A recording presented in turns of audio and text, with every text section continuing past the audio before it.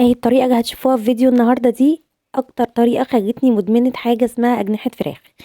تعالوا اوريكم ازاي بعملها بطريقة خطيرة، وازاي هتخليها انتوا تدمنوها واي حد يدوقها من ايديكم وبرضه هيدمنها.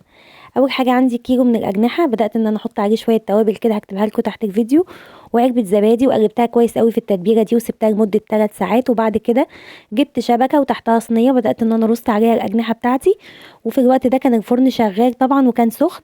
وبعد ما رصيت الاجنحه كده بدات ان انا ادهنها بالتتبيله بتاعتها تاني، واحط كوبايه ميه في الصينيه اللي تحت الشبكه، ودخلتها الفرن لمده 45 دقيقه. طلعت بالشكل الخطير اللي انتوا شايفينه ده، وبعدين حطيت لها فحمه كده وشويه زيت عشان تاخد طعم الشوى وتبقى طعم التدخين باين فيها.